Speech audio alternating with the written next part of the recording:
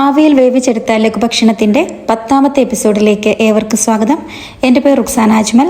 ഇന്ന് ഞാൻ നിങ്ങളുടെ മുന്നിലേക്ക് എത്തിയിട്ടുള്ളത് ചെറുപയർ കൊണ്ട് ഹെൽത്തി ആയിട്ടുള്ള ഒരു 4 മണി പലഹാരത്തിൻ്റെ റെസിപ്പിയുമായിട്ടാണ്. വളരെ രുചികരമായിട്ടുള്ള ഈ ഒരു റെസിപ്പി എല്ലാവരും ട്രൈ ചെയ്യുക. കൂടാതെ ആവിയിൽ വേവിച്ചെടുത്ത ലഘുഭക്ഷണത്തിൻ്റെ 1 മുതൽ 9 വരെയുള്ള എപ്പിസോഡുകൾ നമ്മുടെ ചാനലുണ്ട്, മറക്കാതെ കാണുക. ഇനി ഇതെങ്ങനെയാണ് ഉണ്ടാക്കുന്നത് നോക്കാം. ഞാനിവിടെ ഒരു ബൗൾ എടുത്തിട്ടുണ്ട്. അതിലേക്ക് 1/2 കപ്പ് അളവിൽ ചെറുപയർ ഇട്ട് കൊടുക്കുക. അതിനെ ഇനി വെള്ളമൊഴിച്ച് നന്നായിട്ട് കഴുകി വൃത്തിയാക്കുക. കഴുകി വൃത്തിയാക്കിയ ചെറുപയറിൻ്റെ കംപ്ലീറ്റ് വെള്ളവും കളഞ്ഞതിന് ശേഷം അതിനെ കുക്കറിലേക്ക് ഇട്ട് കൊടുക്കുക.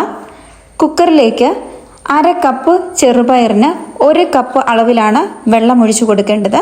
അതായത് നമ്മൾ എടുക്കുന്ന ചെറുപയറിൻ്റെ ഇരട്ടിയാണ് വെള്ളം വേകാനായിട്ട് ഒഴിച്ചു കൊടുക്കേണ്ടത്.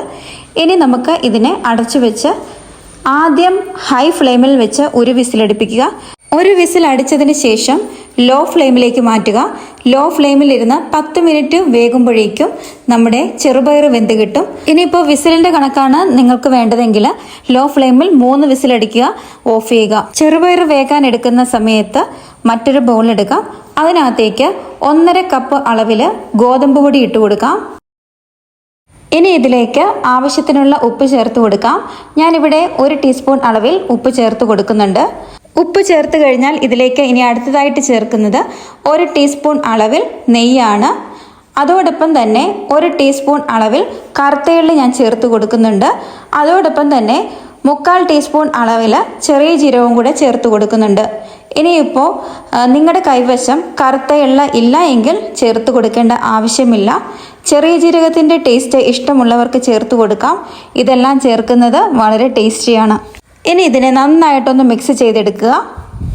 അതിനുശേഷം ഇതിനെ നമുക്ക് വെള്ളം ഒഴിച്ച് നന്നായിട്ടൊന്ന് കുഴച്ചെടുക്കണം. അതിന് വേണ്ടിയിട്ട് അല്പാൽപമായ വെള്ളം ഒഴിച്ചു കൊടുത്ത് വീണ്ടും ഒന്ന് മിക്സ് ചെയ്തെടുക്കുക. ഇത് നമുക്ക് കിട്ടേണ്ടത് ചപ്പാത്തിയുടെ മാവിൻ്റെ കണക്കിനാണ് ഈ ഒരു മാവ് കുഴച്ചെടുക്കേണ്ടത്. ഞാൻ ഇതിലേക്ക് ചെറു ചൂടുവെള്ളമാണ് ഒഴിച്ചു കൊടുത്തിട്ടുള്ളത്. ഗോതമ്പ് പൊടിയിലേക്ക് തിളച്ച വെള്ളം ചേർത്ത് കൊടുക്കരുത്, ചെറു ചൂടോട് കൂടിയിട്ടുള്ള വെള്ളമാണ് ചേർത്ത് കൊടുക്കേണ്ടത്. ഇപ്പം മാവ് ചപ്പാത്തി മാവിൻ്റെ പരുവത്തിലെത്തിയിട്ടുണ്ട്. ഇനി ഇതിനെ നന്നായിട്ടൊന്ന് കൈ ഉപയോഗിച്ചിട്ട് തന്നെ ഇതേപോലെ ഒന്ന് റൗണ്ട് ചെയ്തെടുക്കുക. ഇനി ഇതിനെ നമുക്ക് ബൗളിലേക്ക് മാറ്റാം. ഇനി ഇത് 10 മിനിറ്റ് മൂടി കൊണ്ട് അടച്ചു വെക്കുക. ഈ സമയത്ത് മാവ് കുറച്ചും കൂടെ സോഫ്റ്റ് ആകുന്നതാണ്, അതിനു വേണ്ടിയിട്ടാണ് നമ്മൾ മൂടി വെക്കുന്നത്. ഇപ്പോൾ ചെറുപയറിൻ്റെ എയറൊക്കെ കംപ്ലീറ്റ് പോയിട്ടുണ്ട്. ചെറുപയറിൻ്റെ ലിഡ് ഒന്ന് ഓപ്പൺ ആക്കി നോക്കാം. ഇപ്പോൾ ചെറുപയർ നന്നായിട്ട് വെന്ത് കിട്ടിയിട്ടുണ്ട്. ഈ ഒരു പാകത്തിനാണ് ചെറുപയർ കിട്ടേണ്ടത്. ഇനി അത് അവിടെ ഇരിക്കട്ടെ. ഈ സമയത്ത് ഒരു കടായി അടുപ്പത്തേക്ക് വെക്കാം. ചൂടായി വരുമ്പോഴേക്കും ഇതിനകത്തേക്ക് 1.5 ടേബിൾ സ്പൂൺ അളവിൽ നെയ്യ് ചേർത്ത് കൊടുക്കാം. ഇതിലേക്ക് ഇനി ആദ്യമായിട്ട് ഇട്ട് കൊടുക്കേണ്ടത് തേങ്ങാക്കൊത്താണ്. തിന്നായിട്ട് കട്ട് ചെയ്ത തേങ്ങാക്കൊത്താണ് ഇതിലേക്ക് ചേർത്ത് കൊടുക്കേണ്ടത്. വലിപ്പം കുറഞ്ഞതായിരിക്കണം. ഇനി ഇതിനെ ഫ്രൈ ചെയ്തെടുക്കണം. ഇത് നന്നായിട്ട് ഫ്രൈ ചെയ്തെടുക്കേണ്ട ആവശ്യമില്ല. ഇതൊന്ന് കളർ ചേഞ്ച് ആക്കാൻ തുടങ്ങുമ്പോഴേക്കും ഇതിനകത്തേക്ക് അടുത്തതായിട്ട് ഇട്ട് കൊടുക്കുന്നത് പൊട്ടുകടലയാണ്. പൊട്ടുകടല നിങ്ങളുടെ ആവശ്യാനുസരണം ചേർത്ത് കൊടുക്കാവുന്നതാണ്. ഇത് ഓൾറെഡി ഫ്രൈ ചെയ്തിട്ടുള്ള പൊട്ടുകടലയാണ്. ഇത് പാക്കറ്റിൽ ഫ്രൈ ചെയ്ത് തന്നെ കിട്ടുന്നതാണ്. ഇത് ഇടയ്ക്കിടയ്ക്ക് കടിക്കുമ്പോൾ നല്ല ടേസ്റ്റാണ്. അപ്പോൾ ഇത് നിങ്ങളുടെ ആവശ്യാനുസരണം നിങ്ങളുടെ ഇഷ്ടത്തിനനുസരിച്ചിട്ട് കൂടുതൽ ചേർത്ത് കൊടുക്കാവുന്നതാണ്. ഇനി ഇതിലേക്ക് വെന്ത ചെറുപയറും കൂടെ ചേർത്ത് കൊടുക്കാം. അതും കൂടെ ചേർത്ത് കൊടുത്ത് നന്നായിട്ടൊന്ന് ഇളക്കി യോജിപ്പിച്ചെടുക്കുക. കുട്ടികൾക്ക് ചെറുപയർ ഉപയോഗിച്ചിട്ടുള്ള പലഹാരങ്ങളൊക്കെ ധാരാളമായി കൊടുക്കുക. ഇനി ചെറുപയർ ഇഷ്ടമില്ലാത്ത കുട്ടികൾക്ക് പോലും ഇതുപോലുള്ള പലഹാരങ്ങൾ വളരെയധികം ഇഷ്ടമായിരിക്കും. ഇതെല്ലാവരും ഒന്ന് ട്രൈ ചെയ്ത് നോക്കുക. ഇനി ഇതിലേക്ക് 1 കപ്പ് അളവിൽ തേങ്ങ ചിരകിയതും കൂടി ചേർത്ത് കൊടുക്കുന്നുണ്ട്. അതോടൊപ്പം തന്നെ 1/2 കപ്പ് അളവിൽ ശർക്കരപ്പൊടിയും കൂടി ചേർത്ത് കൊടുക്കാം. ഞാനിവിടെ ശർക്കരപ്പൊടി ചേർത്ത് കൊടുക്കുന്നത് പാക്കറ്റിൽ നമുക്ക് ശർക്കരപ്പൊടിയായിട്ട് കിട്ടും. ശർക്കരപ്പൊടി ഡയറക്റ്റായിട്ട് ചേർത്ത് കൊടുക്കാവുന്നതാണ്. ഇതിൽ അല്പം പോലും പൊടിയോ നാരോ ഒന്നും തന്നെ ഇല്ലാത്തതാണ്. ഇനി നമുക്ക് ശർക്കര പൊടിയായിട്ടല്ല, മുഴുവൻ ശർക്കരയാണ് ഇരിക്കുന്നതെങ്കിൽ പാനിയാക്കിയതിന് ശേഷം ഇതിലേക്കിട്ട് വറ്റിച്ചെടുത്താൽ മതിയാകും. ഇനി ഇതിലേക്ക് 1 ടീസ്പൂൺ അളവിൽ ഏലക്ക പൊടിച്ചതും കൂടി ചേർത്ത് കൊടുക്കാം. ഏലക്കപ്പൊടിയും കൂടി ചേർത്ത് കഴിഞ്ഞാൽ ഇതിനെ നന്നായിട്ടൊന്ന് ഇളക്കി യോജിപ്പിച്ചെടുക്കുക. ഈ ചെറുപയറിൻ്റെ കൂട്ടിലേക്ക് ആവശ്യമുള്ള എല്ലാം നമ്മളിവിടെ ചേർത്ത് കഴിഞ്ഞു. ഇനി ഇതിലേക്ക് മധുരം ഒന്ന് ബാലൻസ് ചെയ്യാനായിട്ട് അല്പം ഉപ്പും കൂടി ചേർത്ത് ഇളക്കിയെടുക്കാം. ഇത്രമാത്രം മതിയാകും. ഇനി ഫ്ലെയിം ഓഫാക്കി അത് മാറ്റി വെക്കുക. ഇപ്പോൾ ഗോതമ്പ് മാവ് സോഫ്റ്റ് ആകാനായിട്ട് മൂടി വെച്ചിട്ട് 10 മിനിറ്റ് കഴിഞ്ഞിട്ടുണ്ട്. ഇതിനെ ഒന്ന് തുറന്നു നോക്കാം. ഇപ്പം ഇത് നന്നായിട്ട് സോഫ്റ്റായി കിട്ടിയിട്ടുണ്ട്. ഇനി ഇതിനെ ചപ്പാത്തി പരത്തുന്ന ബോർഡിന്റെ മുകളിലേക്ക് വെച്ച് ഇതേപോലെ ഒന്ന് റോളാക്കി എടുക്കുക. ഇനി ഇതിനെ ഒരു ചെറിയ കത്തി ഉപയോഗിച്ചിട്ട് ഇതേപോലെ ഒരേ വലുപ്പത്തിൽ കട്ട് ചെയ്തെടുക്കുക. അതിനുശേഷം കട്ട് ചെയ്ത് വെച്ചിരിക്കുന്ന ഓരോ മാവിനെയും എടുത്ത് ചെറിയ ചെറിയ ബൗളുകളാക്കി മാറ്റുക. ഈ ഒരു വീഡിയോ കണ്ടുകൊണ്ടിരിക്കുമ്പോൾ ഇതുവരെ സബ്സ്ക്രൈബ് ചെയ്യാത്തവരുണ്ടെങ്കിൽ സബ്സ്ക്രൈബ് ചെയ്ത് സപ്പോർട്ട് ചെയ്യുക. നിങ്ങളുടെ സപ്പോർട്ട് ഉണ്ടെങ്കിൽ കൂടുതൽ ആവിയിൽ വേവിച്ചിട്ടുള്ള വെറൈറ്റി ആയിട്ടുള്ള പലഹാരങ്ങൾ നിങ്ങളിലേക്ക് എത്തുന്നതായിരിക്കും. അതിനുവേണ്ടി സബ്സ്ക്രൈബ് ചെയ്യുന്നതിനോടൊപ്പം തന്നെ ബെൽ ബട്ടണും പ്രസ് ചെയ്യുക. അതിനൊപ്പം തന്നെയുള്ള ഓൾ എന്ന ഓപ്ഷനും കൂടെ ഓൺ ചെയ്തിടുക. ഞാനിടുന്ന എല്ലാ വീഡിയോസും നിങ്ങൾക്ക് അപ്പോൾ തന്നെ നോട്ടിഫിക്കേഷനായിട്ട് ലഭിക്കുന്നതായിരിക്കും. ആരും മിസ്സാകാതെ കാണുക. ഇനി ഈ ചപ്പാത്തി മാവിനെ ഇതേപോലെ വിരലുകൾ ഉപയോഗിച്ചിട്ട് തന്നെ ഇതേപോലെ പരത്തിയെടുക്കുക.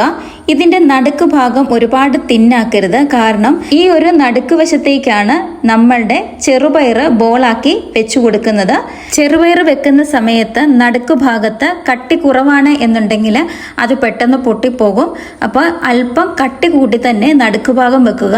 ബാക്കിയുള്ള വശങ്ങൾ കുറച്ച് തിന്നാക്കുക. ഇനി ഇതിന്റെ സൈഡ് വശം നന്നായിട്ടൊന്ന് ചേർത്ത് വെക്കുക. ചെറുപയർ വെച്ചതിന് ശേഷം മടക്കി ഇതിന്റെ സൈഡൊക്കെ നന്നായി ഒട്ടിച്ചു കൊടുത്തതിന് ശേഷം ഇതിന്റെ അരികു വശം ഇതേപോലെ പ്രസ് ചെയ്ത് ഭംഗിയിൽ ചെയ്തെടുക്കാവുന്നതാണ്. ഇത് നിങ്ങൾക്ക് വേണമെങ്കിൽ ചെയ്തെടുത്താൽ മതിയാകും. കുട്ടികൾക്കൊക്കെ ഇതേപോലെ ചെയ്തെടുത്തു കഴിഞ്ഞാൽ കഴിക്കാനായിട്ടുള്ള ഇഷ്ടം കൂടും. ഇനി നമുക്ക് ഇതിനെ ഒരു സ്റ്റീമറിലേക്ക് ആവി കയറ്റാനായിട്ട് വെക്കാം. ഇതിന്റെ മുകളിലേക്ക് ആവി കയറ്റാനായിട്ടുള്ള തട്ട് വെച്ചു കൊടുക്കാം. ഇനി ഞാൻ ഇതിന്റെ മുകളിലേക്ക് ഇഡലിത്തട്ട് വെച്ച് കൊടുക്കുന്നുണ്ട്. ഇഡലിത്തട്ടിലേക്കാണ് നമ്മൾ ഈ ഒരു സ്റ്റീം ചെയ്യാനായിട്ടുള്ള പലഹാരം വെച്ച് കൊടുക്കേണ്ടത്. അതിന് വേണ്ടിയിട്ട് ഓരോ ഇഡലിത്തട്ടിൻ്റെ അറയിലേക്കും നെയ്യൊന്ന് ബ്രഷ് ചെയ്ത് കൊടുക്കുക. അതിനുശേഷം ഓരോന്നായിട്ട് ഈ ഒരു ഇഡലിത്തട്ടിലേക്ക് വെച്ച് കൊടുക്കാം. ഇനി സ്റ്റീമർ കൈവശമില്ലാത്തവർക്ക് ഇഡലിയൊക്കെ ആവി കയറ്റുന്ന ഇഡലിത്തട്ടിൽ വെച്ചിട്ട് ഇതേപോലെയുള്ള പലഹാരം ചെയ്തെടുക്കാവുന്നതാണ്. ഈ ഒരു 5 അറയിലും ഞാൻ ഓരോന്ന് വീതം വെച്ച് കൊടുത്തിട്ടുണ്ട്. ചപ്പാത്തി മാവ് വെച്ച് 10 എണ്ണമാണ് ഞാൻ ഉണ്ടാക്കി എടുത്തിട്ടുള്ളത്. 10 എണ്ണം വെക്കാനായിട്ട് ഒരു തട്ടും കൂടെ ഇതിന്റെ മുകളിലേക്ക് വെച്ചു കൊടുക്കേണ്ട ആവശ്യമുണ്ടായിരുന്നു. അതുകൊണ്ട് തന്നെ അതിന്റെ മുകളിലേക്ക് ഇഡലിത്തട്ടും വെച്ചു കൊടുത്ത് അതിലേക്ക് നെയ്യൊന്ന് ബ്രഷ് ചെയ്ത് കൊടുക്കുന്നുണ്ട്. ബാക്കിയുള്ള 5 എണ്ണം കൂടെ ഇതിലേക്ക് വെച്ച് ആവി കയറ്റിയെടുക്കാം. ഇത് 2 തട്ടുള്ള സ്റ്റീമറാണ്. അതുകൊണ്ട് തന്നെ വളരെ എളുപ്പത്തിൽ ഈ ഒരു ആവി കയറ്റുന്ന പലഹാരമൊക്കെ കൂടുതലുണ്ടെങ്കിൽ ഉണ്ടാക്കിയെടുക്കാനായിട്ട് പറ്റും. ഇനി ഇതിനെ മൂടി കൊണ്ട് അടച്ച് ഒരു 10 മിനിറ്റ് ആവി കയറ്റിയെടുക്കാം. 10 മിനിറ്റിന്റെ ആവശ്യം മാത്രമേ ഉള്ളൂ. 10 മിനിറ്റ് കൊണ്ട് തന്നെ കറക്റ്റ് പാകത്തിന് ഇത് ആവി കയറി വെന്ത് കിട്ടുന്നതാണ്. 10 മിനിറ്റിന് ശേഷം ഇതിനെ തുറന്നു നോക്കി ഇതെല്ലാം കറക്റ്റ് പാകത്തിന് വെന്ത് കിട്ടിയിട്ടുണ്ട്. ഇനി ഇതിനെ ഈ ഒരു പാത്രത്തിൽ നിന്ന് പുറത്തേക്ക് എടുത്ത് മാറ്റാവുന്നതാണ്. ചൂടാറിയതിന് ശേഷം നിങ്ങൾക്ക് ഇങ്ങനെ വേണമെങ്കിൽ കഴിക്കാവുന്നതാണ്. ഇത് നല്ല ടേസ്റ്റാണ്.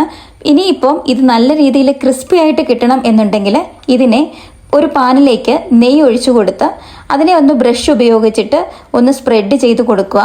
അതിലേക്ക് ഓരോ പലഹാരവും വെച്ചു കൊടുത്ത് ഒന്ന് തിരിച്ചു മറിച്ചുമിട്ട് ഫ്രൈ ചെയ്തെടുക്കാവുന്നതാണ്. ഇത് വളരെ പെട്ടെന്ന് തന്നെ ഫ്രൈ ആയി കിട്ടുകയും ചെയ്യും. ഇതിന്റെ മുകളിലേക്ക് അല്പം നെയ്യ് ഒന്ന് ബ്രഷ് ചെയ്ത് കൊടുക്കുക. ഇതിനെ മീഡിയം ഫ്ലെയിമിൽ ഇട്ടുകൊണ്ട് ഫ്രൈ ചെയ്തെടുക്കാം. ഇടയ്ക്കൊന്ന് മറിച്ചിട്ട് നോക്കണം ഇത് ഫ്രൈ ആയിട്ടുണ്ടോ എന്ന്. ഈ ഒരു പാകത്തിനാണ് ഫ്രൈ ആയി കിട്ടേണ്ടത്. ഇത് ഒരുപാട് നേരം തീ കൂട്ടിയിട്ടിട്ട് ഇതിനെ കരിച്ചു കളയരുത്. ഇതിന്റെ അടുത്ത് നിന്ന് തന്നെ നമ്മൾ ഇതിനെ തിരിച്ചും മറിച്ചുമിട്ട് ഇതേപോലെ ഫ്രൈ ചെയ്തെടുക്കാവുന്നതാണ്. ഇതെല്ലാവരും ഇങ്ങനെ ഒന്ന് ഉണ്ടാക്കി നോക്കുക. വളരെ ടേസ്റ്റിയാണ്. ഇത് നല്ല ക്രിസ്പി ആയിട്ടിരിക്കുകയും ചെയ്യും. ഇത് ചൂടോടുകൂടി കഴിക്കുന്നതിനേക്കാളും എനിക്കൊത്തിരി ഇഷ്ടമായിട്ടുള്ളത് ചൂട് ആറിയതിന് ശേഷം കഴിക്കുന്നതാണ്. ഇപ്പോൾ ഇതിന്റെ 2 ഭാഗവും ഫ്രൈ ആയി കിട്ടിയിട്ടുണ്ട്. ഇതിനെ പാനിൽ നിന്ന് കോരിയെടുക്കാവുന്നതാണ്. അതേപോലെ ബാക്കിയുള്ളതും നെയ്യിൽ ഫ്രൈ ചെയ്തെടുക്കാവുന്നതാണ്. നമ്മൾ ഇവിടെ വളരെ കുറച്ച് നെയ്യിലാണ് ഇതിനെ ഫ്രൈ ചെയ്തെടുത്തിട്ടുള്ളത്. ഇനി അതല്ല നെയ്യുടെ ടേസ്റ്റ് ഇഷ്ടമില്ലാത്തവർക്ക് ഇത് ആവിയിൽ വേവിച്ച് അതേപടി കഴിക്കാവുന്നതാണ്. വളരെ രുചികരവും അതേപോലെ മനോഹരവുമായിട്ടുള്ള ഈ ഒരു റെസിപ്പി എല്ലാവരും ട്രൈ ചെയ്ത് നോക്കുമെന്ന് വിശ്വസിക്കുന്നു. ഈ ഒരു പലഹാരത്തിന്റെ റെസിപ്പി നിങ്ങൾക്ക് ഇഷ്ടപ്പെട്ടെങ്കിൽ ലൈക്ക് ചെയ്യുക.